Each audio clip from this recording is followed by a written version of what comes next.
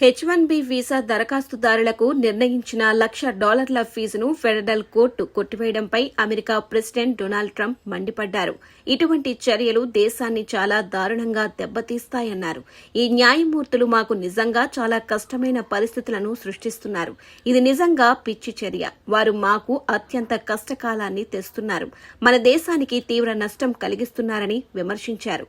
విదేశాలకు చెందిన హైస్కిల్డ్ ఉద్యోగులను అమెరికన్ కంపెనీలు నియమించుకోవటానికి ఉద్దేశించిన H-1B వీసాలపై దరఖాస్తు ఫీజును ట్రంప్ గత ఏడాది సెప్టెంబర్లో $1,00,000కు పెంచుతూ ఉత్తర్వులు జారీ చేశారు.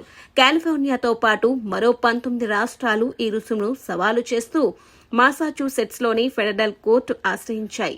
H-1B దరఖాస్తుల కోసం ట్రంప్ విధించిన $1,00,000 రుసుముకు అమెరికా పార్లమెంట్ ఆమోదం లేనందున అది చట్టవిరుద్ధమని కొట్టివేశారు. ఫెడరల్ కోర్టు తీర్పును అపిలేట్ కోర్టులో సవాలు చేయనున్నట్లు వైట్ హౌస్ ప్రతినిధి టేలర్ రోజర్స్ చెప్పారు. వాషింగ్టన్లోని ఒక ఫెడరల్ న్యాయమూర్తి ఇప్పటికే దాదాపు ఇలాంటి ఆదేశాన్ని సమర్థించారు.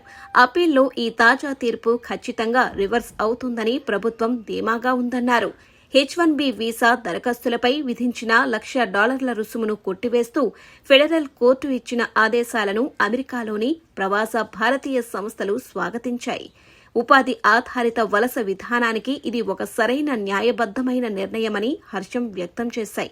$1,00,000 H-1B వీసా రుసుమును కొట్టివేస్తూ మాసాచ్యూసెట్స్ ఫెడరల్ కోర్టు ఇచ్చిన నిర్ణయాన్ని మేము స్వాగతిస్తున్నాం. ఇది ఉపాధి ఆధారిత వలస విధానంలో నిలకడను, న్యాయాన్ని పునరుద్ధరిస్తుందని foundation for India and Indian diaspora studies policy and strategy అభిప్రాయపడింది. ఆవిష్కరణలు, పరిశోధనలు, వ్యవస్థాపకతలో అమెరికా తన పోటీతత్వాన్ని నిలబెట్టుకోవడానికి ఈ కోర్టు తీర్పు చాలా సముచితమైందని అన్నారు.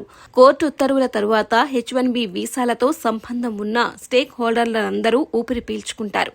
కానీ ఈ వ్యవహారం నిజంగా ఇంతటితో ముగిసిందా అనేది ఆలోచించాల్సిన విషయమే అని ఇండియాస్పోరా ఎగ్జిక్యూటివ్ డైరెక్టర్ సంజీవ్ జోషిపురా అన్నారు.